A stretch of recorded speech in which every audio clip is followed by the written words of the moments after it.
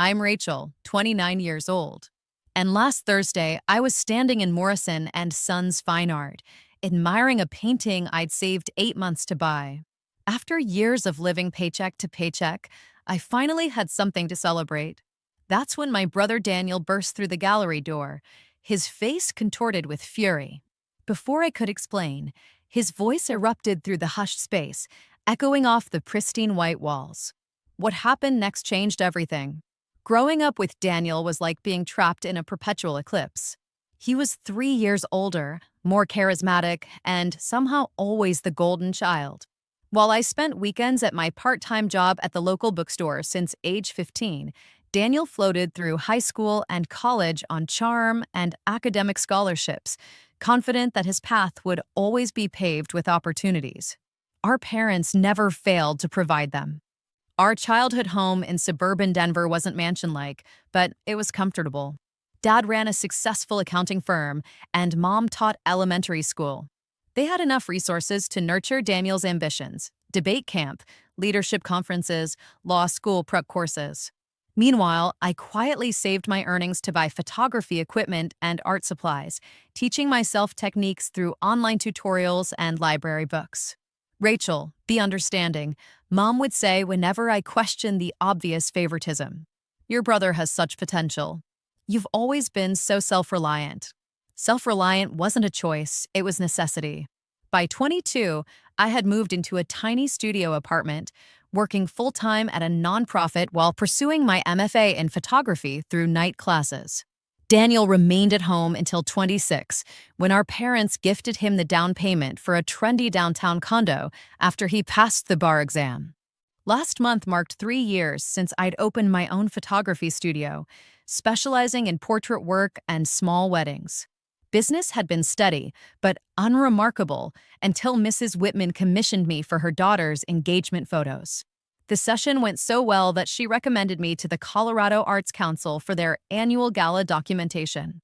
Landing that contract meant a substantial fee and, more importantly, recognition in the local arts community. For the first time in years, I had enough money not just to pay bills, but to buy something I'd wanted for myself. At Morrison and Sons, I discovered a small oil painting by a local artist, a mountain landscape that captured the exact view from my childhood bedroom window. The price was steep for my budget, but it represented more than just art. It was proof that my work had value, that I could afford beauty, not just survival. The Sunday before the gallery incident, we'd gathered at my parents' house for their monthly family brunch. I'd been excited to share news of the Arts Council contract, but as usual, Daniel dominated the conversation. "Everyone, I have an announcement," he proclaimed, straightening his expensive tie. "The firm is promoting me to senior associate, youngest in the company's history." "Oh, sweetheart, that's incredible." Mom had rushed to embrace him while Dad raised his coffee mug in a toast. When I finally managed to mention my photography contract, Dad nodded absently. "That's nice, honey. Daniel, tell us about your new responsibilities." That evening, I decided the painting wasn't an indulgence, it was a statement. A reminder that my artistic vision mattered, even if my family couldn't see it. Morrison and Sons wasn't the most expensive gallery in Denver, but it was certainly the most intimidating. Exposed brick walls displayed carefully curated pieces under perfect lighting. The staff wore all black, and every footstep seemed to echo with purpose. I'd walked past this place countless times, admiring the window displays, but never imagining I belonged inside. That Thursday morning, I'd taken a personal day and dressed carefully in my best black dress and leather jacket. I'd styled my shoulder-length auburn hair, applied makeup with unusual precision, and even wore the vintage silver bracelet I'd inherited from my grandmother. I wanted to look like someone who belonged in an art gallery, not just someone pretending. The gallery door opened with a soft chime, revealing walls lined with stunning works in various mediums. A tall woman with silver-streaked hair and paint-stained fingers approached with a knowing smile. "Welcome to Morrison and Sons. I'm Helena. How can I help you today?" "I'm interested in the mountain landscape by Sarah Chen I managed," surprised by how steady my voice sounded. "The one in the west corner." Helena's eyes lit up with genuine enthusiasm. Morning Light on Pikes Peak. Beautiful choice. Sarah is incredibly talented. This is her first showing with us.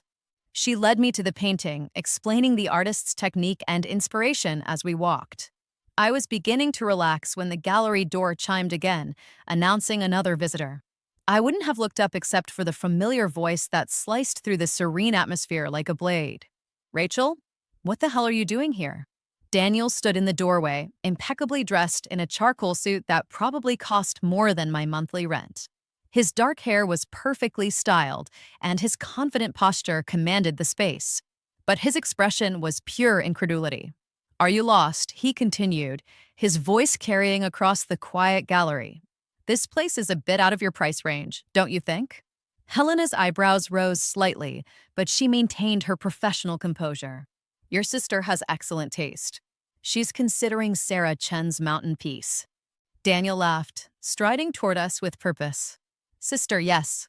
Unfortunately, we share parents, though you'd never know it looking at our life choices." The comparison hung in the air like toxic smoke. Daniel had always been the successful one, the lawyer with the downtown office, the expensive car, the social connections. I was just the struggling artist sister. "I didn't know you were shopping today," I said, trying to keep my voice level. "Are you looking for something for your office?" "Client meeting," Daniel shrugged, gesturing vaguely. "Richardson wants art for his new conference room." "Something impressive." His gaze returned to the painting. "What exactly are you pretending to buy?" Helena cleared her throat diplomatically. "Actually, your sister has been saving for this piece. She's quite knowledgeable about Sarah Chen's work." Daniel's eyes narrowed as he examined the small placard beside the painting. $3,200? Are you serious right now? Heat flooded my face. "I got the Arts Council contract. I can afford it." "The Arts Council?" Daniel's tone dripped with condescension. "That little nonprofit gig? What did they pay you, a few $100s?" "More than that," I replied, though I hated having to justify myself. "It's legitimate work, Daniel. Professional photography." "Right. Professional." He made air quotes around the word. "Rachel, if you had any business sense, you'd invest that money instead of wasting it on overpriced amateur art." Years of therapy had taught me not to engage with Daniel's provocations, but his words still cut deep. Helena, sensing the tension, attempted to intervene. "This piece would complement any space beautifully," she offered diplomatically. "The morning light captures such serenity." "Serenity she can't afford," Daniel interjected. "Rachel, this is embarrassing. You're acting like some trust fund kid when you can barely make rent." The accusation was so unfair it momentarily stunned me. "That's not true, and you know it." "Really? Because last I heard, you were eating ramen noodles and shopping at thrift stores. Now suddenly you can afford gallery art." Other visitors had begun to notice our exchange. A well-dressed couple near the sculpture display glanced over with disapproving expressions. An elderly man examining prints turned to stare openly. Each artist carried her own version of the scream Elena had described, the truth they'd been afraid to voice, the authentic self they'd been reluctant to reveal. My job was to create a safe space for those truths to emerge, to capture not just their artistic achievements, but the courage it had taken to claim them. Hashtag the opening night. 6 months after that first conversation with Margaret, the museum buzzed with an energy I'd never experienced before. The retrospective had opened to unprecedented attendance, with art critics, collectors, and curious members of the public crowding through galleries that displayed both the artist's work and my accompanying portraits. I moved through the space in a state of surreal awareness, watching people examine my photographs with the same intensity they brought to the paintings and sculptures. Children pointed at Elena's bronze screaming woman while adults studied my portrait of her, face serene, hands gentle on her latest piece, the transformation complete. "Rachel, there you are." Margaret appeared at my elbow, radiant in a silver dress that caught the gallery lights. "The Times critic wants to interview you about your documentary approach. She is particularly interested in how you capture vulnerability without exploitation." The question of exploitation had haunted me throughout the project. How do you honor someone's story without reducing them to their trauma? How do you show transformation without sensationalizing the struggle that preceded it? I developed techniques, always showing the artists with their completed work rather than focusing on their pain, capturing strength rather than fragility, letting their own words provide context rather than imposing my interpretation. Also, Margaret continued, lowering her voice conspiratorially, "There's someone I want you to meet. The curator from the Whitney Museum is here. She's been following your work since the Arts Council Gala." The Whitney Museum. In New York. The conversation that followed would lead to opportunities I'd never imagined, but in that moment, I was distracted by a familiar figure standing before my portrait of Carmen Rodriguez. Daniel stood with Sarah, both of them studying the image I'd captured of Carmen beside her sculpture addressing police violence, the piece her gallery owner had called too political. In the photograph, Carmen's expression was fierce and serene simultaneously, her hand resting protectively on her work. "It's incredible," I heard Sarah murmur as I approached. "The way you've captured her determination without making it feel performative." Daniel turned as I joined them, his smile genuine and uncomplicated. "Rachel, this is amazing. I had no idea. I mean, I knew your work was good, but this is something else entirely. What do you see when you look at it?" I asked, genuinely curious about his perspective. He was quiet for a moment, his gaze returning to Carmen's portrait. "I see someone who decided to stop asking permission. It reminds me of that day at the gallery, actually. The moment you stopped letting me define what you were allowed to want. The acknowledgement hung between us, not an apology exactly, but recognition of the journey we'd both traveled since that confrontation." Sarah squeezed his arm gently, and I saw in the gesture the kind of partnership that encouraged growth rather than demanding stagnation. "Your brother's been doing his own work," Sarah said quietly, "learning to celebrate other people's success without feeling diminished by it. It's harder than it sounds." Before I could respond, Diana appeared with her camera, documenting the opening night as the final chapter of her film. "Rachel, can I get a shot of you with your family? This feels like an important moment." The photograph Diana captured that night, Daniel, Sarah, and me standing before Carmen's portrait, all of us smiling with something more complex than simple happiness, would later become the final image in her documentary. It suggested not resolution exactly, but the ongoing possibility of growth, change, and chosen family dynamics. Later that evening, after the crowds had thinned and the critics had filed their stories, I found myself alone with the mountain painting I'd hung in the museum's entrance area. The small canvas looked different in this context, not just a personal talisman, but part of a larger narrative about artistic courage and the price of authenticity. "It's perfect there," a voice said behind me. I turned to find Sarah Chin, the artist who'd painted it, approaching with a gentle smile. "I always wondered where that piece would end up. Somehow this feels exactly right." It started everything, I told her. Not just my transformation, but this entire project. "Your painting was the first beautiful thing I ever bought just because it spoke to me." Sarah nodded thoughtfully. "Art has a way of finding the people who need it most." I painted that during a period when I was terrified of making work that was too personal, too revealing. Turns out it was the most honest thing I'd ever created. We stood together in comfortable silence, looking at the painting that had connected our stories in ways neither of us could have anticipated. Behind us, the museum hummed with the quiet activity of staff preparing to close, but the art remained evidence of women who'd chosen authenticity over safety, truth over comfort, expansion over containment. The documentary premieres next month, I mentioned. Diana's calling it The Weight of Truth. "Perfect title," Sarah replied. "Truth does have weight, doesn't it? Sometimes it feels like it might crush you, but then you realize it's actually the thing that's been holding you up all along."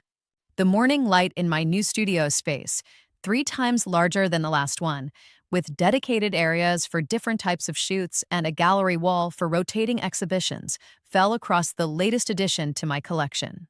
Not a purchase this time, but a gift from Elena Vasquez, a small bronze sculpture of a woman with arms raised in triumph, her face turned toward the sky. The Whitney exhibition had opened to critical acclaim and record attendance. My work was now part of permanent collections at 3 major museums. The documentary had won awards at festivals across the country and had been picked up by a streaming platform, reaching audiences I'd never imagined. But perhaps the most meaningful change was the quietest one. I no longer needed external validation to know my worth. The success was wonderful, the recognition gratifying, but neither defined me. I was complete whether the reviews were glowing or dismissive, whether the exhibitions sold out or struggled to find their audience. My phone buzzed with a text from an unknown number. Asterisk Miss Hayes, my name is Jennifer Liu. I'm 23 years old and just graduated from art school. I heard you speak at the Whitney, and I'm wondering if you might be willing to mentor a young photographer who's trying to find the courage to stop making art for other people and start making it for herself. I have a story to tell, but I'm terrified no one will want to hear it. Asterisk. I smiled, remembering the fear and hope I'd felt at her age. The desperation for someone to believe in my vision, before I'd learned to believe in it myself. The mountain painting caught the morning light, its painted peaks glowing with the same golden warmth that had drawn me to it 3 years ago. Jennifer, I typed back, I'd love to meet for coffee. I have a feeling your story is exactly what the world needs to hear. When we're terrified to tell our truth, that's usually when we most need to find our voice. The work continued, not just the external work of building a career and creating meaningful art, but the internal work of staying authentic in a world that constantly pressured conformity. Each day brought new opportunities to choose expansion over contraction, truth over comfort, courage over safety. The mountain painting had taught me that some purchases aren't about acquiring objects, but about claiming identity. Some confrontations aren't about winning arguments, but about refusing to be diminished. Some transformations don't happen overnight, but unfold gradually, like light finding its way through the smallest openings, illuminating possibilities you never knew existed. The weight of truth, as Sarah had observed, could feel crushing until you realized it was actually the foundation that allowed you to stand. And some stories are worth telling not because they end happily, but because they demonstrate that authenticity is its own reward. The rest simply follows, like art finding its way to the people who need it most. Outside my studio window, the mountains rose against the morning sky, unchanging and eternal, witnesses to every small act of courage that accumulated into a transformed life. The work of becoming yourself never truly ends, but it gets easier with practice. Each day, you begin again. Financial situation isn't your business, I said quietly, conscious of our audience. It becomes my business when you're making stupid decisions that'll leave you broke again in 6 months, Daniel replied, his voice rising. This is exactly why you'll never get ahead, no self-control. You don't know anything about my finances or my decisions, I countered. I know you've been struggling for 3 years while I've been building a real career. Maybe it's time you faced reality instead of playing pretend artist. The words hit like physical blows. Every insecurity I'd wrestled with, every doubt about my chosen path, every comparison our parents had made, it all echoed in Daniel's dismissive assessment. Don't you dare minimize my work, I said, my patience finally snapping. I've built my business from nothing. I've earned every dollar through my own effort, unlike some people who had their career handed to them. Daniel's face flushed with anger. Handed to me? I worked my ass off in law school while you were playing with cameras. You worked hard at school that our parents paid for, while living at home rent-free until you were 26, I shot back. Some of us didn't have that luxury. Helena looked increasingly uncomfortable, glancing between us with obvious distress. The gallery had fallen silent except for our escalating argument. That's enough, Daniel snapped. You're embarrassing yourself and embarrassing me. Acting like you can afford expensive art when everyone knows you're barely scraping by. How much is the painting? He demanded, turning to Helena. She hesitated, looking to me for permission. I nodded reluctantly. $3,200, she said quietly. $3,200. Daniel's voice echoed off the gallery walls. That's insane. That's more than Mom and Dad spent on my entire first year of law school textbooks. That they paid for, I reminded him. This is my money, my choice. It's a waste. A complete waste of money. You don't have to prove something to people who don't care. I'm not trying to prove anything to anyone, I said, though even as the words left my mouth, I knew they weren't entirely true. Yes, you are. You're trying to show off because you can't stand that I'm successful while you're still playing art student at 30. The cruel accuracy of the accusation, that I was 29, not 30, felt irrelevant in the moment, made my vision blur with sudden tears. But before I could respond, Daniel grabbed my wrist, his grip tight enough to hurt. Let's go. You're done making a scene. I tried to pull away. Don't touch me. You're coming with me right now, he insisted, his fingers digging deeper into my wrist. This is ridiculous. I said let go of me. I yanked harder, but his grip tightened. That's when a calm, authoritative voice cut through our struggle. Release her immediately. The voice belonged to a woman in her 50s, elegantly dressed in a camel coat and silk scarf. Her silver hair was swept into a sophisticated chignon, and her pale blue eyes were steely with determination. She stood near the gallery entrance, car keys still in her hand.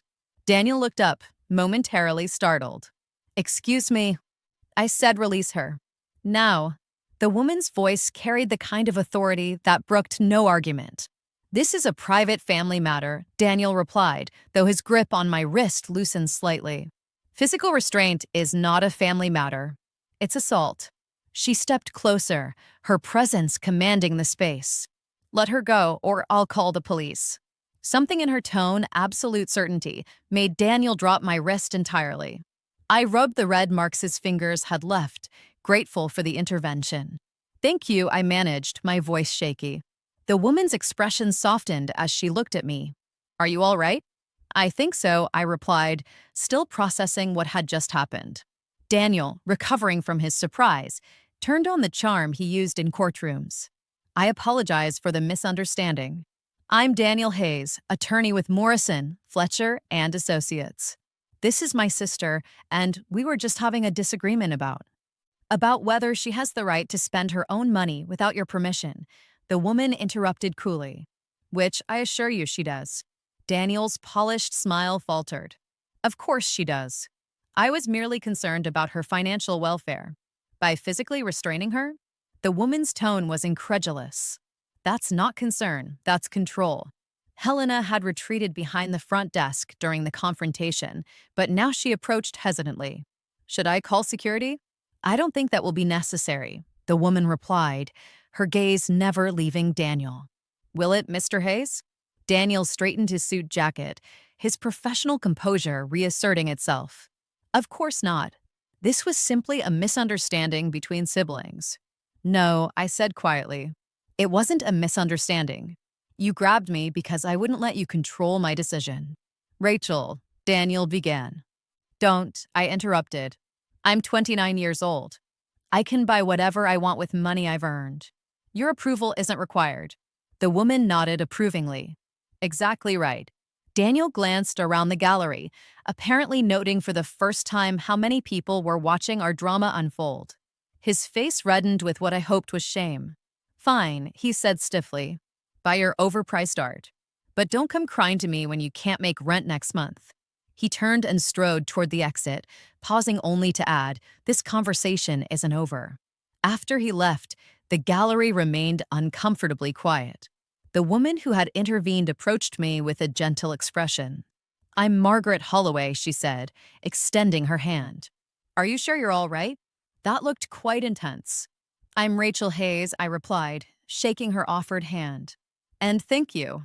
I don't know what would have happened if you hadn't stepped in. Margaret's eyes sparked with recognition. Hayes, you're the photographer, aren't you? I saw your work at the Arts Council preview last week. Quite impressive. I blinked in surprise. You were there. I'm on the board, she smiled. Your portraits have remarkable emotional depth. I was hoping to commission you for my daughter's wedding. The surreal shift from family confrontation to professional opportunity left me momentarily speechless. Helena, who had been hovering nearby, jumped into the silence. Would you still like to purchase the chin painting? She asked gently. I looked at the mountain landscape, its serene morning light suddenly feeling like a beacon of possibility. Yes, I said firmly. I would. As Helena began processing the transaction, Margaret lingered beside me. That took courage, she said quietly. Standing up to family pressure isn't easy. It didn't feel courageous, I admit it. It felt terrifying. The best courage usually does, Margaret replied. What you did in there, refusing to be diminished, that's the hardest kind of bravery. While Helena wrapped the painting, Margaret and I exchanged contact information and discussed details for her daughter's wedding photography. The commission would be substantial, more than enough to cover the painting and leave a comfortable buffer in my savings. As I carried my new artwork to my car, wrapped carefully in brown paper and protective padding, I felt strangely light despite the morning's drama. For the first time in years, I'd refused to shrink myself to accommodate Daniel's need to feel superior. The cost had been a public confrontation and undoubtedly more family friction, but the painting in my arms represented something precious, proof that I could choose my own worth. My phone buzzed with incoming messages as I drove home. 7 texts from my mother, 4 from my father, and 12 from Daniel. I silenced the phone without reading them, not ready to face whatever storm was brewing at home.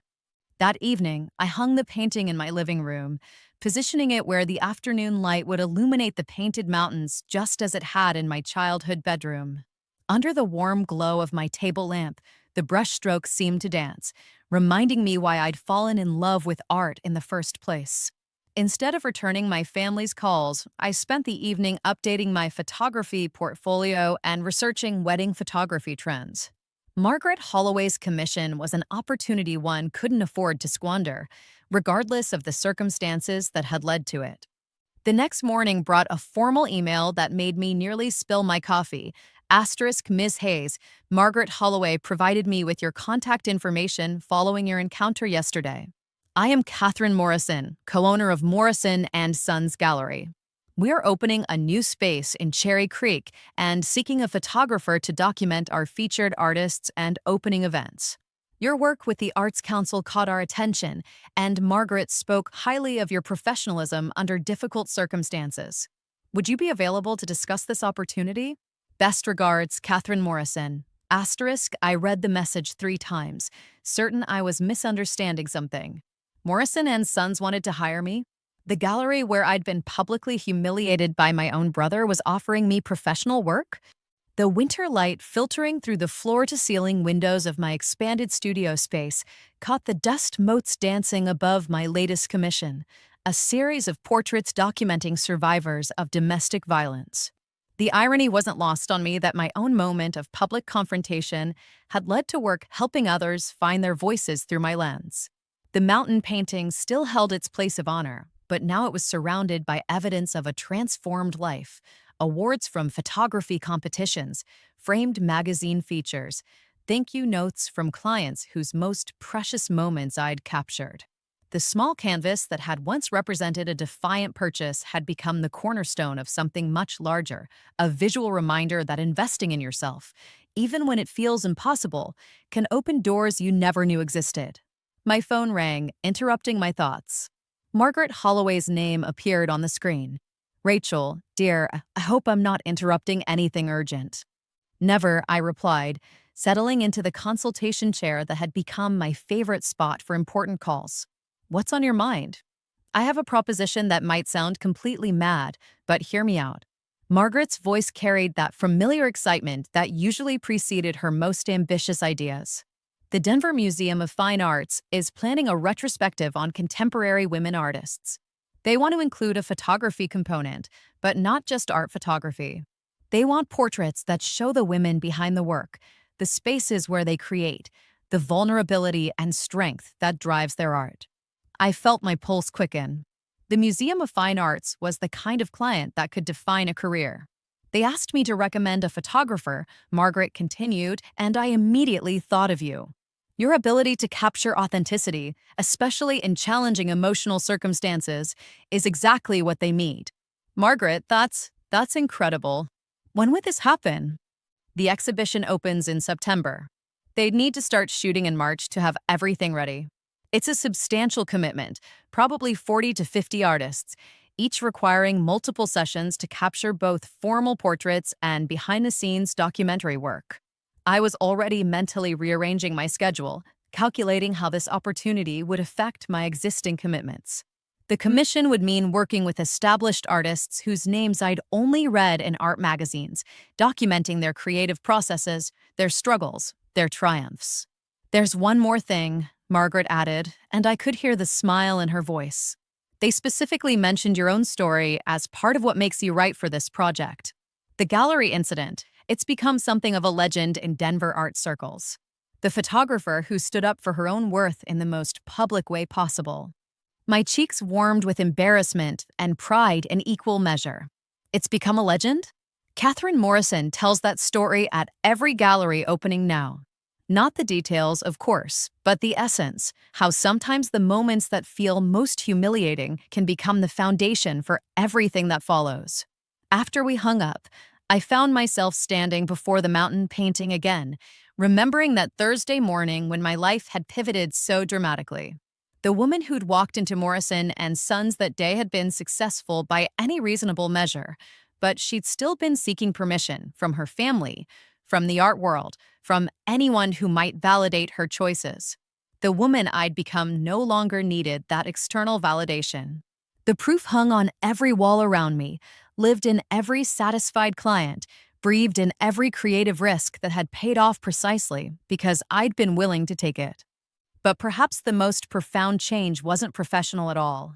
It was the relationship with my family that had emerged from the wreckage of that gallery confrontation. Daniel and I had coffee every other week now, a ritual that had evolved into something I genuinely looked forward to. His relationship with Dr. Sarah Martinez had softened his edges in ways I hadn't expected. Sarah, a therapist specializing in family dynamics, had apparently helped Daniel understand how his own insecurities had manifested as controlling behavior toward me. "You know," he'd said during our last coffee date, stirring his latte with unusual focus, "Sarah made me realize something. All those years I spent minimizing your photography, I think I was actually terrified you'd become more successful than me." "And now?" I'd asked. "Now I hope you do," he'd replied, meeting my eyes. "Because watching you build something from nothing, completely on your own terms, is the most inspiring thing I've ever seen anyone do." My parents had been slower to adapt, but even they'd begun to shift their perspective as my professional recognition grew. Mom had started saving magazine clippings featuring my work, creating a scrapbook she'd never made for any of my childhood achievements. Dad had surprised me by commissioning a portrait session for their 40th anniversary, specifically requesting that I photograph them in their home with all the art they'd collected over the years, including a small print of my mountain landscape photograph that had become his favorite piece. The changes weren't always smooth. Family patterns carved over decades don't transform overnight.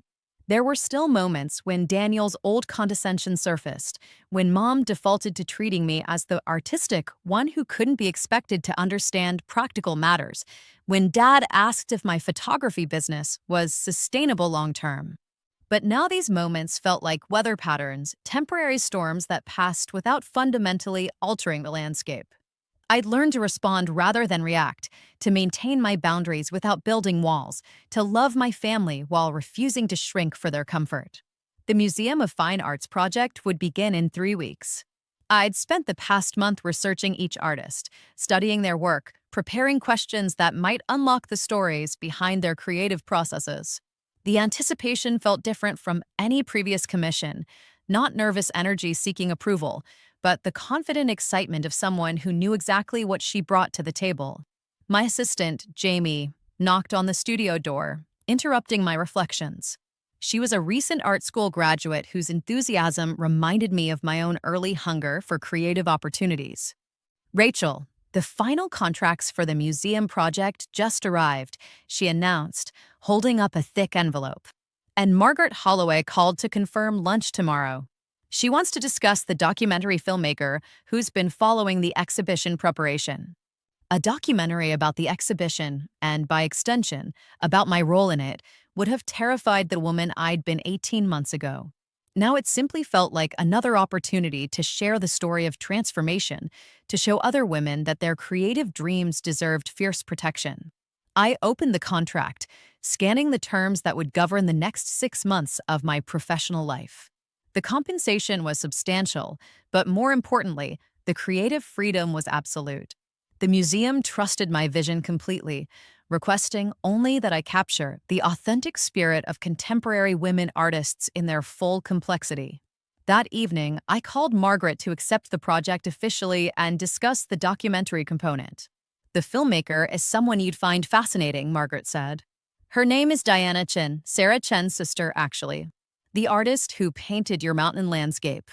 The connection felt both surprising and inevitable, another thread in the tapestry that had begun weaving itself that day at Morrison and Sons. What's her approach? She's interested in the intersection of personal transformation and artistic expression. How moments of crisis become catalysts for creative breakthrough.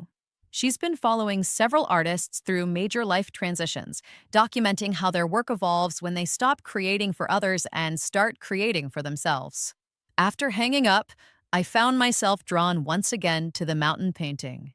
The light had faded enough that I could see my reflection superimposed over the painted landscape, past and present, fear and courage, the journey from seeking permission to claiming space. Tomorrow I would begin photographing women whose art had been shaped by their refusal to compromise, who'd found their authentic voices despite industry pressure, family expectations, and their own internalized doubts. I would document their studios, their processes, their vulnerabilities and strengths, creating portraits that honored both their artistic achievements and their human complexity. The work would challenge me technically and emotionally. Some artists were notoriously difficult subjects, protective of their privacy and suspicious of interpretation. Others were struggling with creative blocks or personal challenges that might affect their openness to the process. The timeline was ambitious, the stakes were high, and the artistic vision would need to remain consistent across dozens of individual sessions. But for the first time in my career, these challenges felt energizing rather than overwhelming. I'd learned to trust my instincts, to navigate difficult personalities, to find the story that wanted to be told rather than imposing a predetermined narrative. The mountain painting caught the last rays of daylight, its golden peaks glowing with the same warmth I remembered from childhood mornings looking out my bedroom window. But now the view represented something different, not escape from family expectations or artistic dreams deferred, but the perspective that comes from standing firmly on your own ground. Change, I discovered, wasn't a destination but a continuous process of choosing authenticity over approval, growth over comfort, possibility over fear. The confrontation at Morrison and Sons hadn't been an ending, but a beginning, the moment I'd stopped asking permission to inhabit my own life fully. In 3 weeks, I would begin the most significant project of my career, documenting women who'd made similar journeys from self-doubt to self-advocacy. Their stories would become part of a larger narrative about artistic courage, about the price and possibility of refusing to be diminished. The painting that had started as a symbol of defiance had become something more complex, a daily reminder that home isn't a place but a feeling, the feeling of being completely, unapologetically yourself. And sometimes, that journey requires leaving everything familiar behind, if only temporarily, to remember who you were always meant to be. As darkness settled over the studio, I made one final entry in the project journal I'd started keeping, * Day 0 of the museum project. Ready to document stories of transformation, knowing my own continues. The work of becoming yourself never ends, but it gets easier with practice. Tomorrow, we begin again, *. The mountain painting disappeared into shadow, but I could still feel its presence, a quiet witness to every brave choice, every boundary maintained, every moment of standing in complete truth. Some purchases, I'd learned, aren't about the object itself, but about the person you become in the act of claiming it. The morning light streamed through the skylights of Elena Vesquez's sculpture studio, casting dramatic shadows across her latest piece, a twisted metal installation that seemed to capture the exact moment between breaking and becoming. I adjusted my camera settings, waiting for her to settle into the rhythm that always preceded our best shots. You know, Elena said, running her weathered hands along the sculpture's surface, I started this piece the day after my divorce was finalized.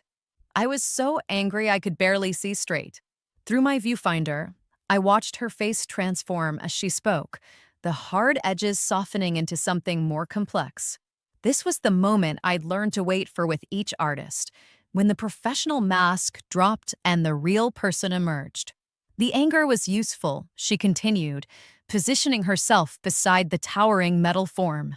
It had shape, weight, direction.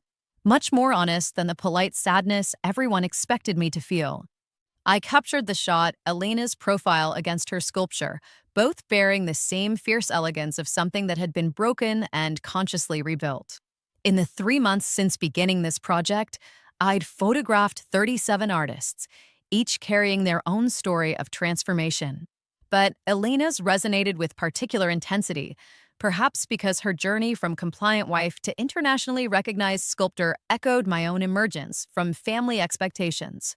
The documentary filmmaker, Diana Chin, observed from a corner of the studio, her camera trained on our interaction. Initially, I'd found her presence intrusive, but she had a gift for becoming nearly invisible while still capturing the authentic moments between subject and photographer. Can you tell me about the first piece you made after you decided to stop creating what you thought people wanted to see? I asked Elena, lowering my camera for a moment. Elena's laugh was sharp and beautiful.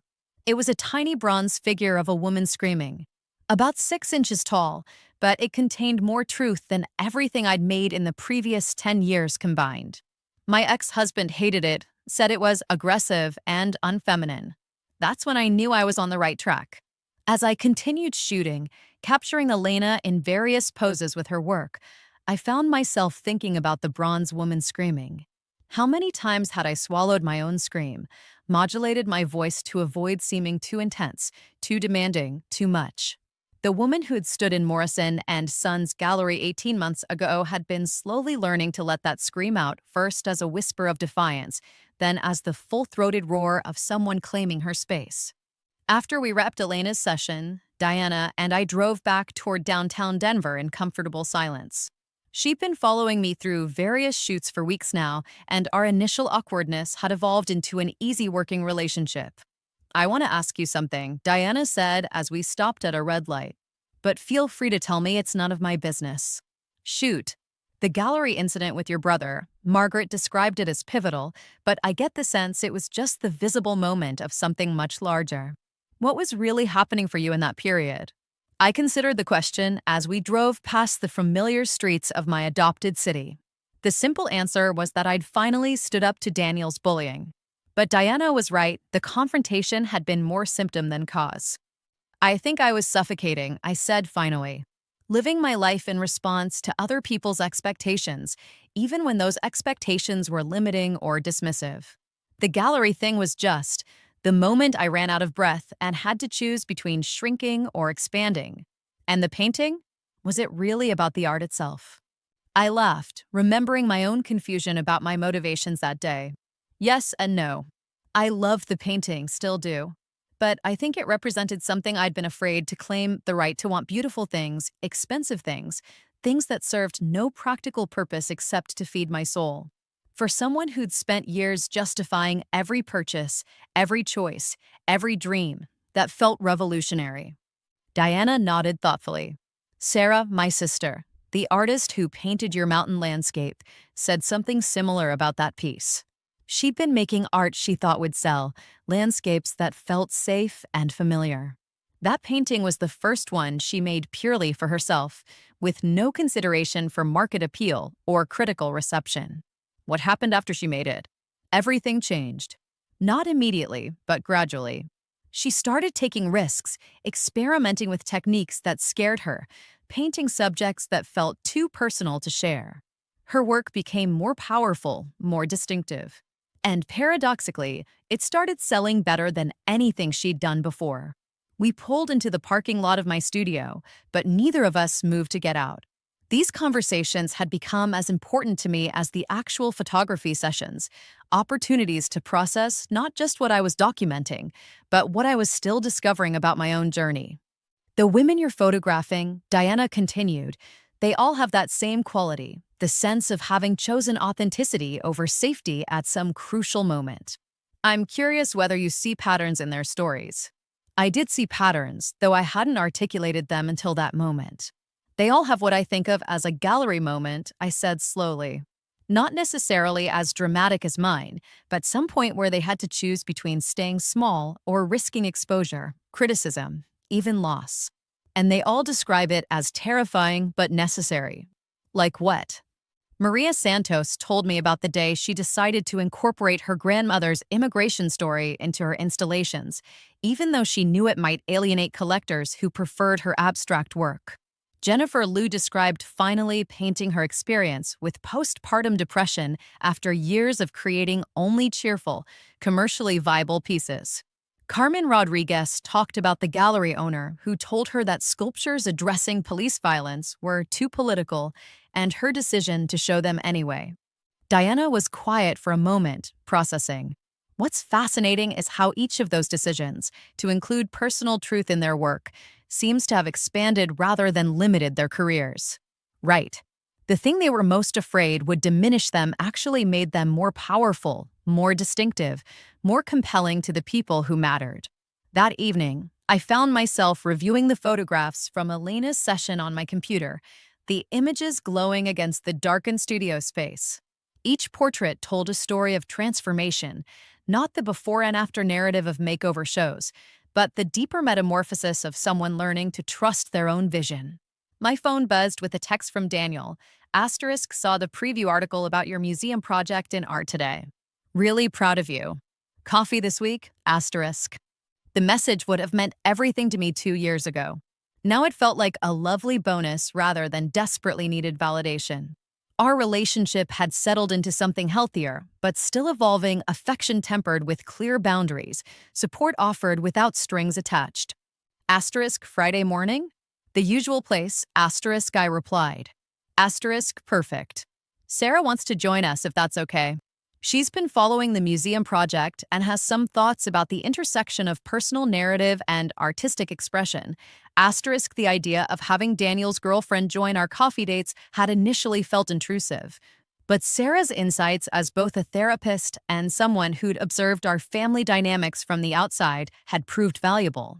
She had a gift for reflecting back patterns we couldn't see ourselves, always with kindness, but never with false reassurance. Sounds perfect, I texted back. As I continued editing Elena's photographs, selecting the images that best captured both her artistic power and personal vulnerability, I found myself thinking about the women I hadn't yet photographed. Next week would bring sessions with a painter whose work explored the aftermath of sexual assault, a sculptor creating installations about climate grief, and a photographer documenting the stories of undocumented immigrants. Each artist carried her own version of the scream Elena had described, the truth they'd been afraid to voice, the authentic self they'd been reluctant to reveal. Job was to create a safe space for those truths to emerge, to capture not just their artistic achievements, but the courage it had taken to claim them. The next morning brought an unexpected email that made my coffee grow cold as I read it. Rachel, I hope you remember me.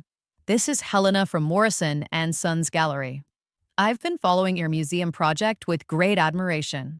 We're planning a companion exhibition to coincide with the museum retrospective, Emerging Women Artists whose work explores themes of personal transformation. Would you consider curating the photography component? Your understanding of how artistic courage manifests would be invaluable. Also, I should mention that your brother stopped by yesterday. He asked me to give you a message. He's sorry about how he behaved that day, and he's proud of who you've become. Best regards, Helena. I stared at the message, remembering Helena's diplomatic composure during that humiliating confrontation 18 months ago. The irony of Morrison and Sons now seeking my professional expertise felt like a perfect circle completing itself. My phone rang before I could fully process the email. Margaret's voice carried an unusual urgency. Rachel, I need you to sit down. The Whitney Museum just called. They want to acquire 3 of your portraits for their permanent collection, Elena's piece, Maria's immigration installation series, and the photograph of Carmen with her police violence sculpture. The Whitney Museum. In New York, the institution that had seemed as distant and impossible as the moon when I was saving pennies for art supplies in my cramped studio apartment. They're also interested in mounting a solo exhibition of your work next spring, Margaret continued. The curator described your portraits as essential documentation of contemporary women's artistic courage. She wants to build an entire show around the concept of authenticity versus commercial viability in art. I walked to my mountain painting, needing its steady presence as the magnitude of Margaret's words settled. The small canvas that had triggered my transformation now seemed to pulse with prophetic energy. There's more, Margaret said gently. The documentary filmmaker Diana has been in talks with streaming platforms. They're interested in acquiring the film with a potential theatrical release first. Your story, the gallery incident, the museum project, the family dynamics, it's resonating with audiences far beyond the art world.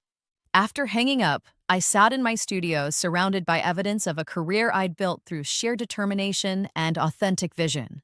The awards, the magazine features, the thank you notes, all of it traced back to that Thursday morning when I'd refused to let Daniel diminish my right to want beautiful things. But perhaps the most meaningful transformation was happening in the smallest moments. Last week, my niece Emma, Daniel, and Sarah's 6-year-old daughter had asked to visit my studio. She'd walked among the portraits with serious concentration, stopping longest at Elena's sculpture photograph. "Why does that lady look so strong?" Emma had asked. Because she decided to make art about her real feelings instead of making art she thought other people wanted to see, I'd explained. Emma had nodded with the gravity only children can bring to profound truths. Like when I paint monsters instead of just flowers because teachers like flowers better? Exactly like that. Now, as I prepared for the day's shooting session with Carmen Rodriguez, the sculptor whose work addressing police violence had been deemed too political by her former gallery, I carried Emma's question with me. Why does that lady look so strong? Because she'd stopped asking permission to tell her truth. Carmen's warehouse studio buzzed with the energy of creation interrupted. Half-finished sculptures crowded every surface, bronze figures frozen in moments of protest, grief, and defiant joy. She worked with welding torches and hammers, her small frame generating enormous pieces that commanded attention through their raw emotional power. "People kept telling me to make prettier things," Carmen said as she positioned herself beside her latest piece, a bronze mother shielding her child while staring down an invisible threat. They said my work was too intense for most collectors, too confrontational for gallery walls. As if prettiness was the highest aspiration for art made by a woman of color. I adjusted my lens, capturing the way afternoon light caught the bronze figures and Carmen's face simultaneously. What changed? I realized I wasn't making art for collectors or gallery owners or anyone else's comfort, she said, her hand resting protectively on the mother figure's shoulder. I was making it for the people who needed to see their experiences reflected, their pain acknowledged, their resistance celebrated. Once I understood that, the commercial concerns became irrelevant. Diana filmed from her usual corner, documenting not just our conversation, but the way Carmen's entire body language transformed as she spoke about her artistic mission. This was the moment I'd learned to wait for, when external validation stopped mattering and internal truth took precedence. The first piece I made after that realization, Carmen continued, was a sculpture of my grandmother, who cleaned office buildings for 40 years while raising 6 children. I carved every line in her face, every callus on her hands, every year of sacrifice and strength. The gallery owner said it was too specific to appeal to a broad audience. And I knew he was exactly wrong. Art isn't supposed to appeal to everyone. It's supposed to speak directly to the people who need it most. As I photographed Carmen with her grandmother's sculpture, capturing the reverence in her touch and the fierce pride in her expression, I thought about specificity as a form of courage. The more precisely we documented our truth, the more universal it became. Carmen's grandmother spoke to every person who'd watched their parents sacrifice for family survival. Elena's scream resonated with anyone who'd swallowed their authentic voice for the sake of keeping peace. My mountain painting had been specific too, not just any landscape, but the exact view from my childhood bedroom window, the particular light that had comforted me through adolescent uncertainties and adult struggles. Its specificity had made it irreplaceable, meaningful in ways that generic pretty pictures never could have been. After wrapping Carmen's session, Diana and I drove through Denver's changing neighborhoods, past galleries and coffee shops, and the small apartment where I'd lived when every purchase required careful calculation. I've been thinking about the arc of your documentary, I told Diana. How do you end a story that's still unfolding? She smiled, keeping her eyes on the traffic ahead. Maybe that's the point. Transformation isn't a destination, it's an ongoing choice. Every day, you get to decide whether to expand or contract, whether to honor your truth or compromise it for other people's comfort. So, where does that leave us with the film? I think we end where we began, with the mountain painting, but now we understand what it represents. Not just a beautiful object, but a symbol of claiming the right to inhabit your own life fully. That evening, I made my decision about Helena's invitation to curate the Morrison and Sons exhibition. The gallery where I'd experienced my most public humiliation wanted me to return as an authority, a professional whose judgment they trusted and valued. Helena, I typed, I'd be honored to curate the photography component. And please tell my brother that his message means a great deal to me. Some transformations take longer than others, but they're worth celebrating when they finally arrive. The mountain painting caught the last rays of daylight as I finished my email, its golden peaks glowing with the same warmth that had drawn me to it nearly 2 years ago. But now the light felt different, not escapist, but grounding, not wishful, but satisfied. Tomorrow would bring another photography session, another artist's story of choosing authenticity over safety. Next month, the museum exhibition would open to the public, sharing these stories of transformation with audiences who might recognize their own struggles in these women's journeys. The Whitney exhibition was still months away, a future that felt both inevitable and surreal. Diana's documentary would premiere at film festivals, potentially reaching people far beyond Denver's art community. Carmen's sculptures would find their way to collectors who understood that art's purpose wasn't decoration, but revolution, one authentic voice at a time. But tonight, sitting in my expanded studio space surrounded by evidence of a life built on deliberate choices, I felt the deep satisfaction of someone who had learned to trust her own vision completely. The work of becoming yourself never truly ended, but it became easier with practice. Each morning, you woke up with the same choice: expand or contract, honor or compromise, speak or remain silent. Some days the choice was easy, automatic. Other days it required the kind of courage that left you breathless with its demands. The mountain painting had taught me that some purchases weren't about acquiring objects, but about claiming identity. Some confrontations weren't about winning arguments, but about refusing to be diminished. Some transformations happen slowly, like light finding its way through the smallest openings, illuminating possibilities you never knew existed. Outside my studio window, the Denver skyline stretched toward mountains that had witnessed every step of this journey, from the girl who'd saved for photography equipment while working at a bookstore to the woman whose portraits would hang in major museums. The mountains remained unchanged, eternal witnesses to the daily acts of courage that accumulated into a completely transformed life. The weight of truth, as Sarah Chen had observed months ago, could feel crushing until you realized it was actually the foundation that allowed you to stand. And some stories were worth telling not because they ended happily, but because they demonstrated that authenticity was its own reward. Everything else simply followed, like art finding its way to the people who needed it most. In 3 hours, I would drive to Morrison and Sons Gallery to discuss the exhibition I'd been invited to curate. The space where I'd once been publicly diminished would now showcase my professional vision, my ability to recognize and nurture emerging artistic voices. The circle would be complete, but the work would continue. The work of creating space for authentic expression. The work of refusing to be small for anyone else's comfort. The work of building a life that honored both ambition and integrity, success and soul. Some transformations announced themselves with drama and confrontation. Others whispered their way into existence through daily choices, small rebellions, the gradual accumulation of moments when you chose expansion over fear. The mountain painting disappeared into shadow as darkness settled over Denver, but I could still feel its presence, a quiet reminder that home wasn't a place, but a feeling, the feeling of being completely, unapologetically yourself. And sometimes, that journey required you to claim the most frightening territory of all, your own unlimited potential. The museum project would conclude in 3 months. Diana's documentary would premiere in 6. The Whitney exhibition would open next spring, introducing my work to audiences I'd never imagined reaching. But the real exhibition had been happening all along, in small galleries and coffee shops and quiet studios, wherever women chose to tell their truth instead of telling the stories others wanted to hear. The real documentary was written in daily choices, photographed in moments of courage, edited by the steady accumulation of authentic living. Tomorrow, the work would continue. Not because it had to, but because I'd learned the secret every artist eventually discovers.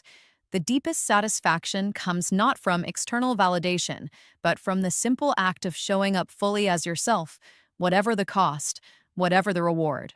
The mountain painting waited in the darkness, patient and eternal, ready to catch tomorrow's light. The call came at 7 a.m. on a Tuesday, jolting me from sleep with its insistent buzzing. Unknown number, but something made me answer anyway. Miss Hayes? This is Jennifer Liu.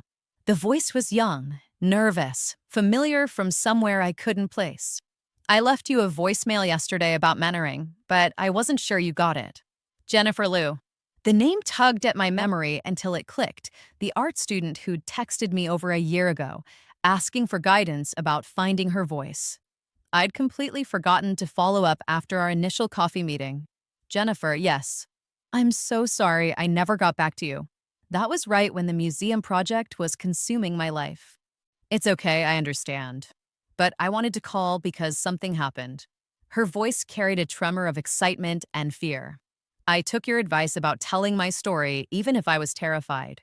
I created this series about growing up as a second-generation immigrant, about the pressure to be perfect, to never take up space. And now, she paused, gathering courage. The Denver Art Students Collective wants to feature it in their annual exhibition. But my parents don't know I made this work, and I'm scared they'll think I'm airing family secrets.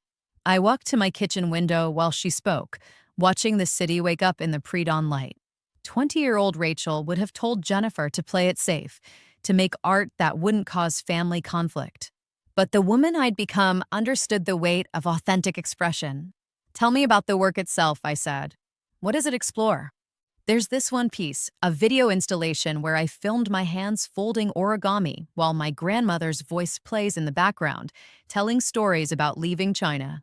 But then my voice comes in, talking about how I can barely speak Mandarin, how I feel caught between two cultures and fully belonging to neither. It's raw and messy and probably too personal. The best art usually is too personal, I replied. What scares you more, showing the work or keeping it hidden? The question hung in the morning air while Jennifer considered. Finally, keeping it hidden. I made it because I needed to exist somewhere, to be seen completely. After we hung up, I found myself thinking about the ripple effects of courage. My mountain painting had led to standing up to Daniel, which had led to Margaret's introduction, which had led to the museum project, which was now inspiring young artists like Jennifer to risk their own authentic expression. That afternoon, I drove to Jennifer's studio space, a converted garage behind her parents' house that she'd transformed into a surprisingly sophisticated workspace. Her video installation played on loop, her young face earnest on the screen as she spoke about cultural displacement while her hands created perfect paper cranes. This is powerful work, I told her, and meant it. It speaks to anyone who's ever felt caught between identities. But what if my parents see it and think I'm ungrateful? What if the art world thinks it's too specific, too niche? Jennifer, look at me. I waited until she met my eyes. 2 years ago, I was terrified to buy a painting that cost more than my monthly grocery budget. I thought my brother's approval mattered more than my own desires. You know what I learned? The more specific your truth, the more universal it becomes. We spent 2 hours together, discussing everything from exhibition strategies to family dynamics. As I prepared to leave, Jennifer asked the question I'd been expecting. Would you consider showing some of your work alongside the student exhibition? As a mentor artist, it might help legitimize the whole show. The request should have flattered me, but instead it triggered a familiar internal check. Was this about genuinely supporting emerging artists or about my own need for validation? After a moment of honest self-reflection, I realized it was both, and that was okay. I'd be honored, I said. But I have one condition. You get to choose which of my pieces to include. This is your story to tell, and I trust your curatorial vision. The following week, I found myself back at Morrison and Sons Gallery for the Emerging Artists exhibition opening. The space buzzed with an energy different from the intimidation I'd once felt here. Young artists, proud families, art lovers discovering new voices. Helena greeted me at the entrance with genuine warmth. Rachel, thank you for mentoring Jennifer. Her installation is extraordinary. I followed Helena through the crowded gallery to where Jennifer's video played, surrounded by a small but engaged audience. Among the viewers, I recognized Jennifer's parents, her mother dabbing at tears, her father standing with his arm around her shoulders, both of them beaming with pride rather than the shame Jennifer had feared. They love it, I observed to Helena. Her mother told me it was the first time she'd understood how hard it's been for Jennifer to navigate between cultures. Art has a way of bridging gaps that conversation can't always cross. My own contribution to the exhibition hung in a smaller side room, a portrait from the museum project showing Carmen Rodriguez with her grandmother's sculpture. Jennifer had chosen it specifically because, as she explained in her artist statement, it demonstrated how honoring our ancestors through art becomes a form of activism, connecting personal history to universal themes of resilience. But the real revelation of the evening came when Daniel and Sarah arrived, Emma in tow. My 6-year-old niece ran straight to Jennifer's installation, watching the video with rapt attention. Why is she sad about the paper birds? Emma asked loudly enough for Jennifer to hear from across the room. Jennifer approached us, kneeling to Emma's eye level. I'm not sad about the birds. I'm sad because I can't talk to my grandmother in her language anymore. But making the birds helps me remember her stories. Emma nodded solemnly. Like when I draw pictures of Grandpa even though he's in heaven? Exactly like that. Daniel had been quiet during this exchange, but as we moved through the rest of the exhibition, he pulled me aside. This work, Jennifer's piece, your photographs, all of it, it makes me think about the stories I've never told. The pressure I felt to be the golden child, how exhausting it was to always be successful by other people's definitions. What would you want to express if you weren't worried about being the perfect son, the ideal lawyer, the flawless big brother? He was quiet for a long moment, considering. I think I'd want to talk about how scared I was when Dad had his heart attack last year. How I felt like I had to hold everyone together when I was falling apart inside. Sarah keeps telling me I should try therapy, but I keep thinking that admitting I need help would disappoint people. Daniel, I said gently, asking for help isn't disappointing people. It's being human. 3 months later, Daniel started therapy. Not because I'd convinced him, but because he'd realized that carrying the weight of everyone else's expectations was slowly crushing his ability to connect authentically with his own family. Sarah told me later that it was seeing the emotional honesty in Jennifer's installation that had finally given him permission to acknowledge his own vulnerabilities. The ripple effects continued expanding in directions I couldn't have predicted. Jennifer's work was selected for a regional student exhibition, leading to a scholarship opportunity she'd never imagined possible. Carmen's sculptures, featured in Diana's documentary, were acquired by a collector who specialized in politically engaged art. Elena's bronze screaming woman found its way to a women's shelter, where it provided daily encouragement to survivors rebuilding their lives. But perhaps the most unexpected development came through an email from a woman named Lisa Chen, Sarah Chen's cousin, a corporate lawyer in Seattle who'd seen Diana's documentary at a film festival. Miss Hayes, she wrote, watching your story gave me courage to leave a law firm that was slowly killing my creativity. I've always painted in secret, but never believed my work was good enough to share. Your journey from people-pleasing to authentic expression inspired me to quit my job and apply to MFA programs. I wanted to thank you for showing me that it's never too late to claim your real life. Reading Lisa's message, I realized that the transformation I'd undergone wasn't mine alone. It belonged to every person who'd found permission in my story to honor their own authentic impulses. The mountain painting had become more than a personal talisman. It was a symbol of the courage required to inhabit your own life fully. That evening, as I prepared for the next day's shoot with a sculptor whose work explored themes of maternal trauma, I found myself drawn once again to the mountain painting. But this time, instead of seeing my childhood bedroom window view, I saw something different, a landscape of possibility, terrain that could only be explored by those brave enough to venture beyond familiar boundaries. The work of authentic living had taught me that transformation wasn't a destination but a practice. Every day brought new opportunities to choose expansion over contraction, truth over comfort, courage over safety. Some days the choice was easy, automatic. Other days it required the kind of bravery that left you breathless with its demands. But the cumulative effect of those daily choices was a life that felt genuinely mine, not a reaction to other people's expectations or limitations, but a conscious creation built from the inside out. The weight of truth had indeed become the foundation that allowed me to stand, and from that solid ground, anything felt possible. Tomorrow would bring another artist's story, another opportunity to document the courage required to create from authentic experience. The museum exhibition had ended, but the work it represented continued in studios and galleries across the city, wherever artists chose to honor their real experiences instead of making what they thought others wanted to see. The mountain painting caught the last flight of evening, its painted peaks glowing with the same golden warmth that had first captured my imagination. But now I understood what that light represented, not escape from the complexities of family, career, and creative ambition, but the illumination that comes from finally seeing your life clearly, with all its challenges and possibilities. Its struggles and triumphs, its ordinary moments of quiet courage that accumulate into a completely transformed existence. The letter arrived on a Thursday morning in March, delivered by courier to my expanded studio space that now occupied an entire converted warehouse in Denver's Arts District. The envelope bore the letterhead of the Guggenheim Museum, and my hands trembled slightly as I opened it. Dear Ms. Hayes, the Solomon R. Guggenheim Foundation is pleased to invite you to participate in our upcoming exhibition, Authentic Voices, Contemporary Women's Narratives in Art. Your photographic series documenting women artists' transformative journeys has been selected as the centerpiece for our Spring 2027 show. I set the letter down carefully on my desk, next to the morning coffee that had grown cold while I read.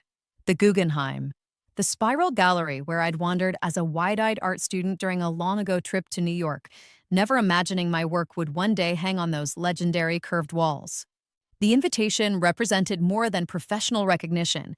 It was validation of a methodology I developed over years of photographing artists in transition. What had begun as intuitive documentation during the Denver Museum project had evolved into a formal approach I called threshold portraiture, capturing subjects at the precise moment when they chose authenticity over safety. My phone buzzed with a text from Diana Chin, whose documentary, The Weight of Truth, had just won the Academy Award for Best Documentary Feature. Check your email. Netflix wants to commission a follow-up series.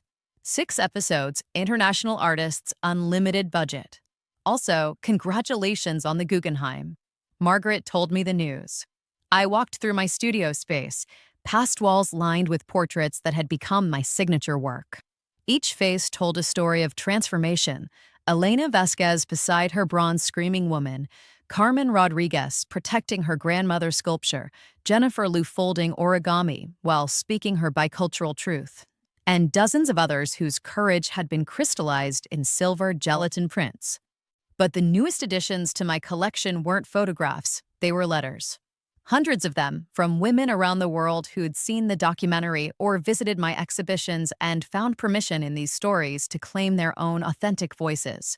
The correspondence had become so voluminous that I'd hired Emma, now 16 and working part-time after school, to help manage it. Aunt Rachel. Emma appeared in the studio doorway, holding a stack of international mail. These came from the forwarding service. There's one from Japan, 2 from Brazil, and something that looks important from France. Emma had grown into a thoughtful teenager whose own artistic inclinations ran toward experimental film. She'd spent the previous summer interning with Diana Chin, learning documentary techniques while developing her own voice as a visual storyteller. Her presence in my studio had become one of my greatest joys, a reminder that creative courage could be modeled and transmitted across generations. "What's the French letter?" I asked, accepting the stack from her. Emma held up an elegant cream envelope with embossed letterhead. Musée d'Orsay. Could be an exhibition invitation. The letter, written in formal English with French flourishes, invited me to participate in a group exhibition exploring the evolution of women's self-portraiture from Impressionism to contemporary photography. My Throw Portrait series would be displayed alongside works by Berthe Morisot, Mary Cassatt, and other artists who'd fought for recognition in male-dominated art worlds. "This is incredible," Emma said, reading over my shoulder. "You're going to be in a museum with the actual Impressionists." But even as I celebrated these professional milestones, I found myself thinking about the personal costs of public success. The past 2 years had brought opportunities beyond my wildest imagination, but they'd also demanded constant travel, media appearances, and emotional availability that sometimes left me depleted. More troubling was the way fame had begun to create distance between me and the intimate process of making art. Young photographers now approached me at gallery openings asking for the secret to authentic portraiture, as if transformation could be reduced to technique rather than the slow, often painful work of developing genuine empathy and emotional courage. The doorbell chimed, announcing Margaret's arrival for our weekly coffee meeting, a ritual that had continued despite both our increasingly complex schedules. She entered carrying her usual offerings, pastries from the French bakery downtown and gossip from Denver's art establishment.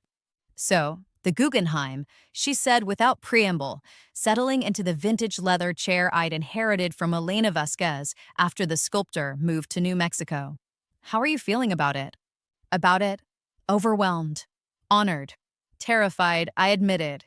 "It's everything I thought I wanted, but now that it's happening, I'm not sure I'm ready for that level of exposure." Margaret studied my face with the perceptiveness that had made her such an effective arts patron. "What specifically scares you?" The question forced me to articulate fears I'd been avoiding. "I'm worried that success will change the work.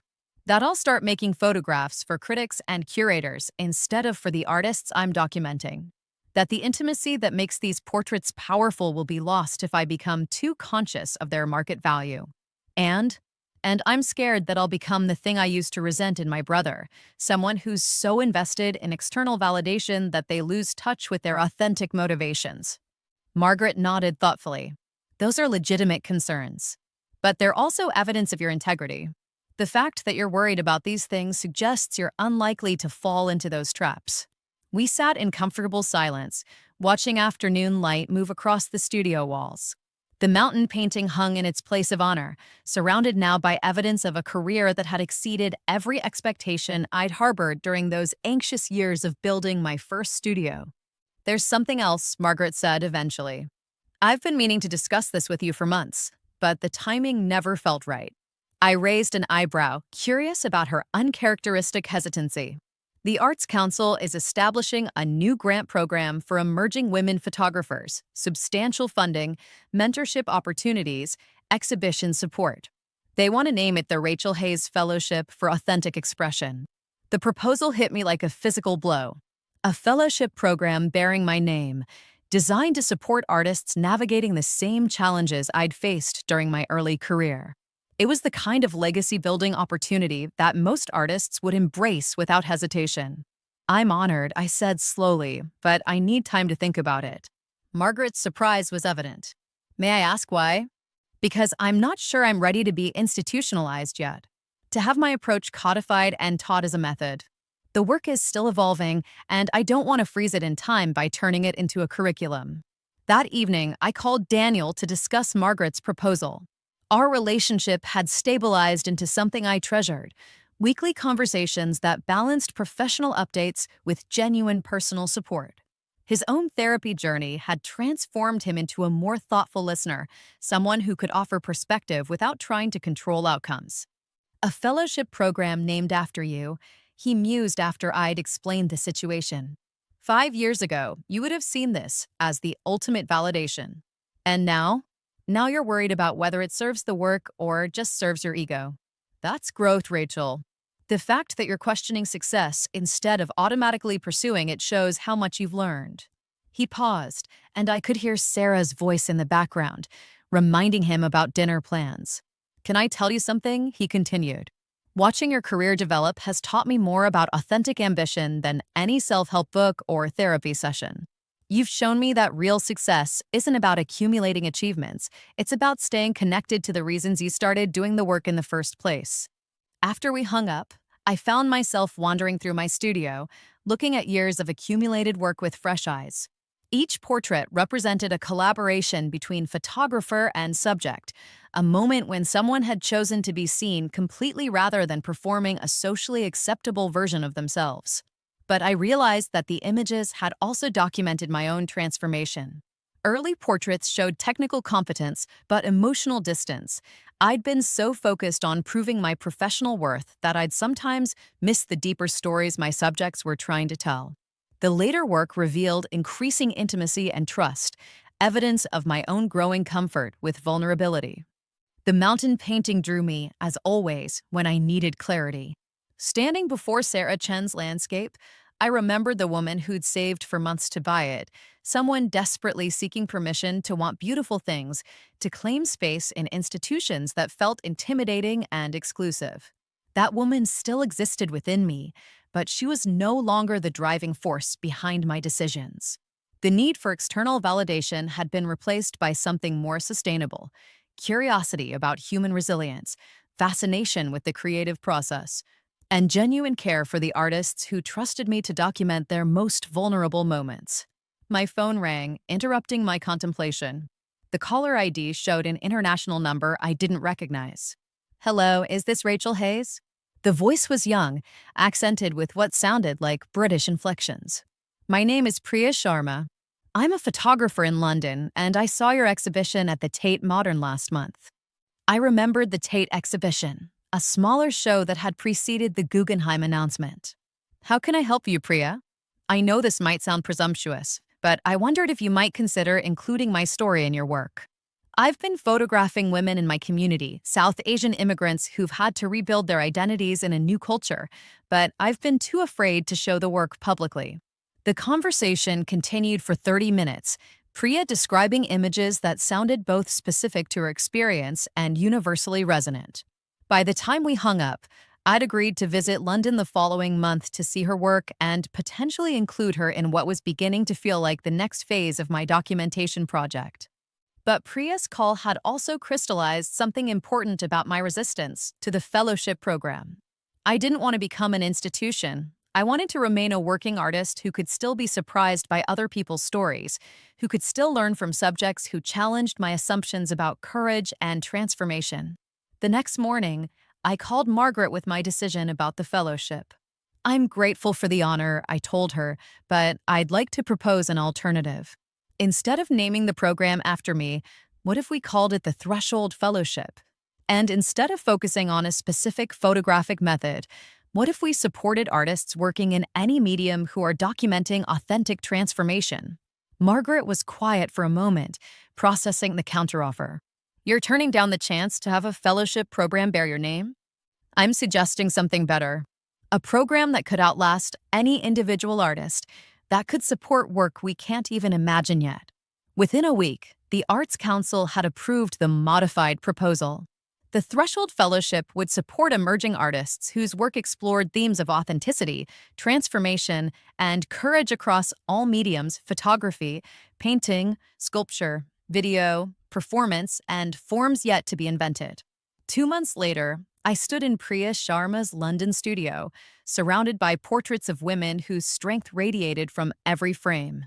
Her images captured something I'd been trying to articulate for years: the particular courage required to maintain cultural identity while adapting to new circumstances, to honor tradition while claiming personal autonomy. These are extraordinary, I told her, meaning it completely. When you show this work, it's going to change conversations about immigration, identity, and belonging. Priya's face lit up with the expression I'd learned to recognize: the moment when an artist realizes their truth is not only valid but necessary. You really think people will understand what I'm trying to say? I think people will see themselves in these images, even if their specific experiences are different. That's what the best art does. It makes the particular universal. We spent 3 days together, with me photographing Priya in her studio while she worked on a portrait of her grandmother, a woman who'd immigrated to London in the 1960s and never fully learned English, but whose strength had anchored 3 generations of her family. The resulting portrait, Priya bent over her camera, face intense with concentration, while her grandmother's image emerged in the developing solution, would eventually become one of the most powerful in my Guggenheim exhibition. But more importantly, it represented the continuation of something larger than my individual career, the ongoing documentation of women choosing authenticity over comfort, truth over safety, expansion over fear. On the flight back to Denver, I wrote in the journal I'd kept throughout this entire journey, March 15th, London to Denver. Somewhere over the Atlantic, thinking about the difference between being an artist and being an arts institution. Priya's work reminds me why I started this documentation project, not to build a career, but to witness and preserve moments of transformation. The Guggenheim exhibition will be wonderful, but the real work happens in studios and garages and converted warehouses, wherever artists decide to tell their truth regardless of the consequences. The mountain painting is waiting for me at home, still holding its place as the center of everything.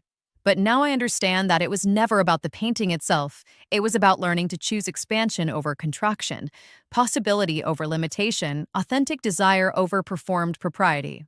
That choice isn't made once and finished. It's renewed every day, with every decision to stay curious rather than comfortable, vulnerable rather than safe. Tomorrow, I'll call Emma and ask if she wants to assist with the Guggenheim preparation. Not because she needs the experience, but because she's developing her own eye for authentic storytelling, and I want to learn from her perspective. The work continues, but it's no longer mine alone. It belongs to everyone brave enough to document transformation, to witness truth, to create space for stories that need telling. The plane touched down in Denver as the sun was setting behind the mountains, those eternal peaks catching the last light just as they had in Sarah Chen's painting, just as they had through my childhood bedroom window, just as they would long after my own story had become part of the larger narrative of artists who'd chosen authenticity over safety. The weight of truth had indeed become the foundation that allowed me to stand, but now I understood that the real measure of that foundation wasn't the height it allowed me to reach. It was the number of other people it could support in their own journeys toward authentic expression. Some transformations announce themselves dramatically, with public confrontations and decisive moments. Others whisper their way into existence through daily choices, accumulated courage, and the gradual recognition that the life you're living is finally, completely, authentically your own. The mountain painting would be waiting when I got home, patient and eternal, ready to reflect whatever light tomorrow might bring. 5 years after the Guggenheim, the email arrived during what had become my sacred morning ritual. 30 minutes with coffee and silence before the day's demands began.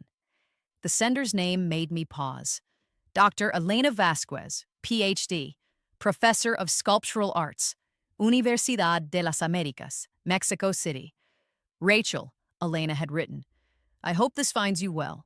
I'm writing with news that would have seemed impossible when we first met in my Denver studio. The university here has offered me a position developing their new program in therapeutic sculpture, using art making as trauma recovery. I start in September. But more importantly, I'm getting married to a woman who sees my scream sculptures and understands they represent strength, not damage. I wanted you to know, because your photograph of me with that first bronze piece sits in my office, a daily reminder that choosing authenticity was the beginning of everything good that followed. Con amor, Elena. I set my phone down carefully, remembering the Elena I'd first photographed 7 years ago, raw with recent divorce, afraid her art was too intense, too angry, too much.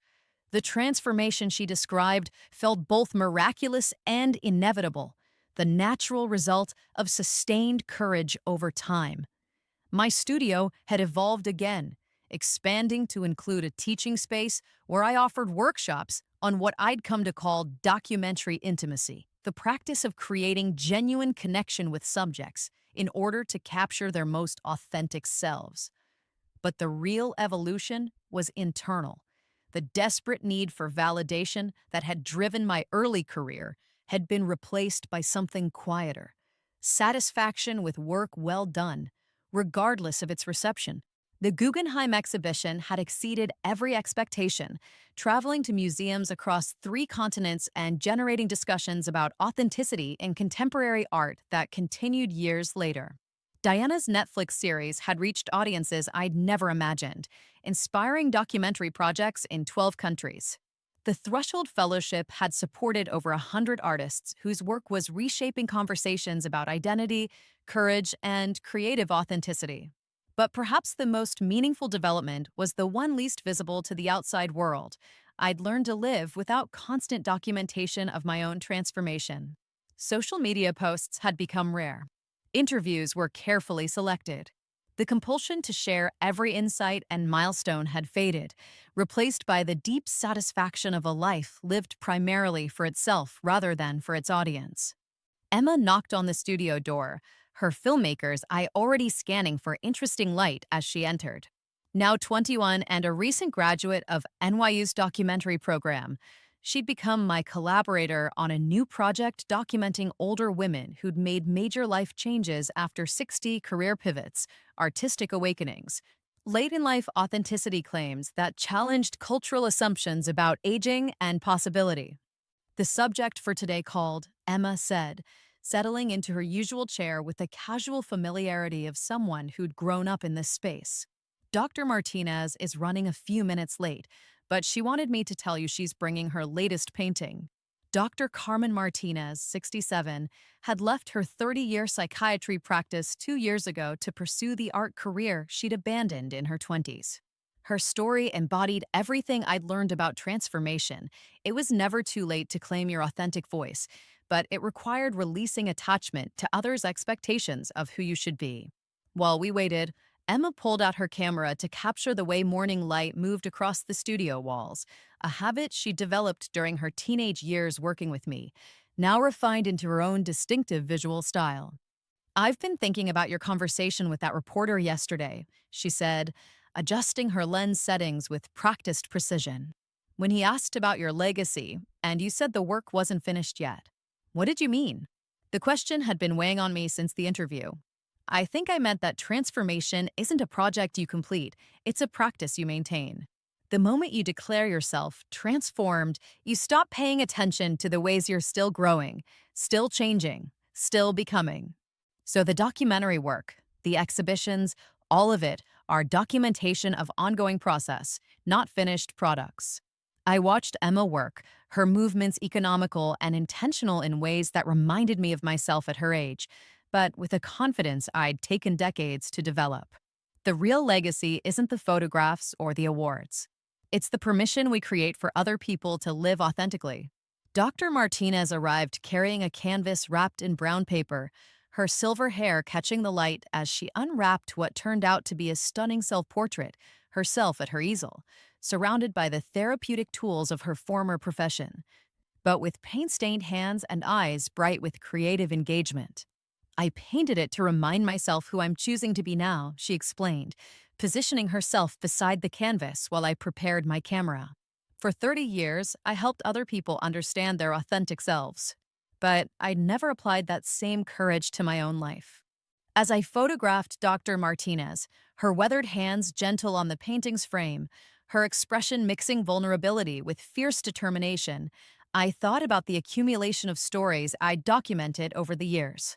Each portrait had been a collaboration, a moment when someone chose to be seen completely rather than performing safety.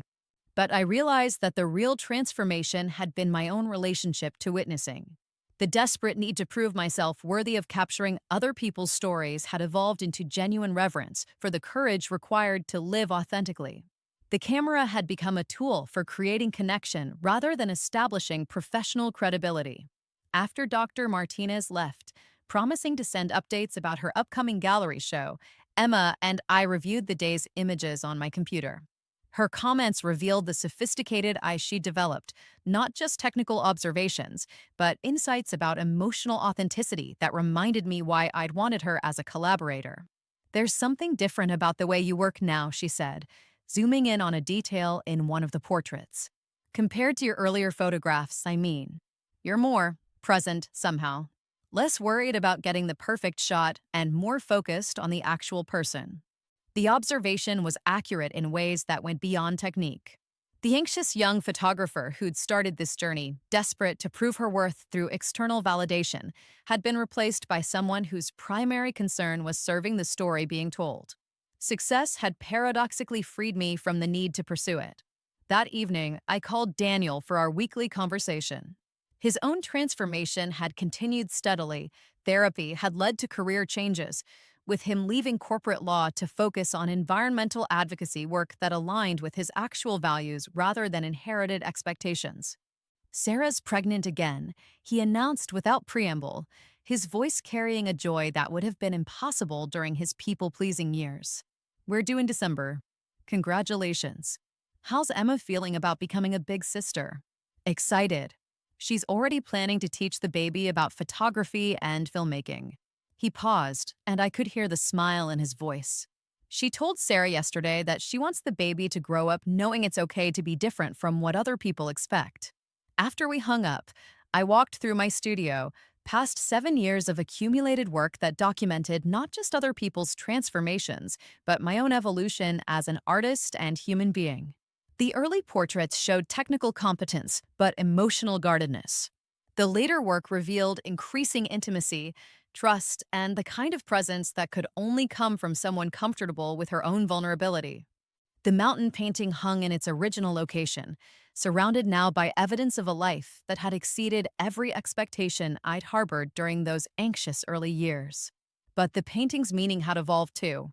It no longer represented escape from complexity, but appreciation for beauty amid challenge, the recognition that authentic living required both ambition and acceptance, both striving and surrender. My phone buzzed with a text from Jennifer Liu, now an established artist with her second solo exhibition opening next month, saw Dr. Martinez's interview about her career change. "Made me think about how your documentation project is really about showing that courage is contagious. One person's authenticity gives others permission to risk their own. Thank you for starting that chain reaction." The message crystallized something I'd been sensing, but hadn't articulated. The work had transcended individual documentation to become a form of cultural permission-giving. Each portrait didn't just capture one person's transformation, it demonstrated to viewers that such transformation was possible for anyone willing to choose authenticity over safety. But perhaps the most significant development was the one least visible to others. I'd finally learned to separate my identity from my achievements.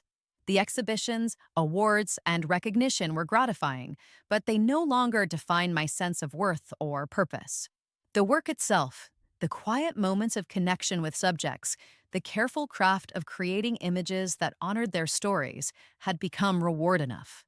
The next morning brought news that would have sent my younger self into paroxysms of excitement. The Museum of Modern Art wanted to acquire my entire Threshold portrait series for their permanent collection. The recognition represented everything I'd once thought I wanted: institutional validation, artistic immortality, permanent placement in the most prestigious museum in the world.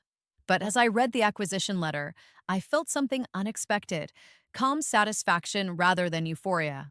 The external validation was meaningful, but it no longer felt necessary for my sense of completeness as an artist or person. I called Margaret to share the news, knowing she'd understand both the professional significance and my measured emotional response. "You've changed," she observed after we'd discussed the details of the acquisition. 5 years ago, this would have had you calling everyone you knew within minutes. 5 years ago, I needed external validation to feel legitimate. Now the work validates itself through its impact on the people who see it. "And that's probably why MoMA wants it," Margaret said. "Authentic work has a different energy than work made for institutional approval. People can sense the difference. That afternoon, Emma and I drove through Denver's arts district, noting the changes that had occurred during the years I'd been documenting transformation. New galleries, expanded studio spaces, a thriving community of artists who'd found ways to balance commercial viability with authentic expression. Do you ever miss the intensity of those early years? Emma asked as we walked through a neighborhood that had gentrified around the creative community. When everything felt like such high stakes? I considered the question carefully. I miss the urgency sometimes, the sense that everything mattered desperately. But I don't miss the anxiety that drove it, or the way I used to measure my worth through other people's opinions. What would you tell your younger self if you could go back? I'd tell her that the mountain painting was just the beginning. That buying it wasn't about acquiring a beautiful object, it was about learning to trust her own desires. And that the courage to want something beautiful for yourself is the same courage required for everything else.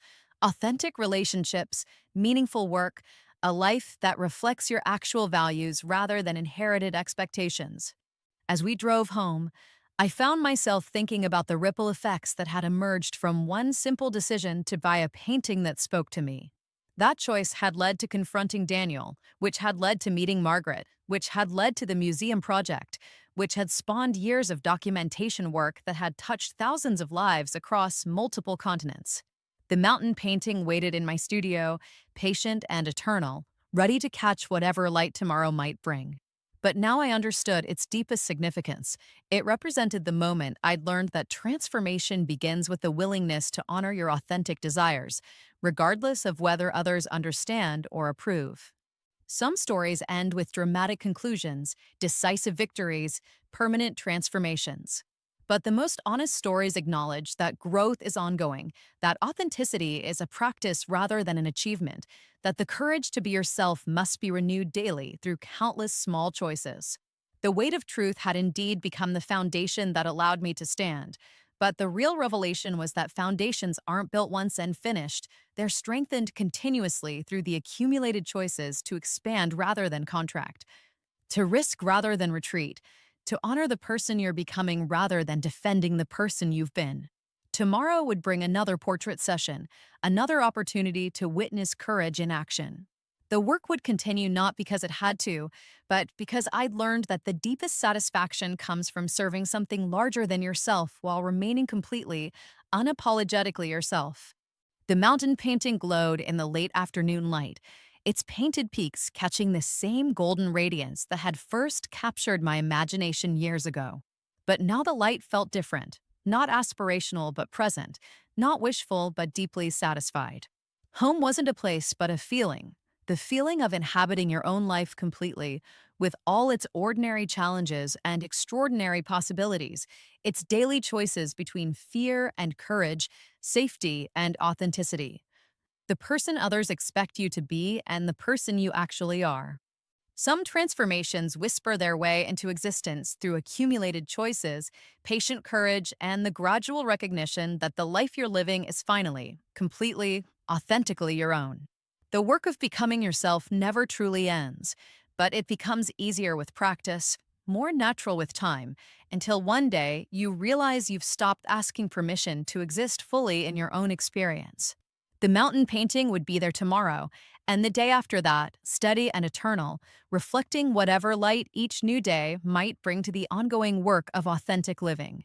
Transformation is not a destination, but a daily practice of choosing authenticity over comfort, truth over safety, and the courage to become who you really are rather than who others expect you to be.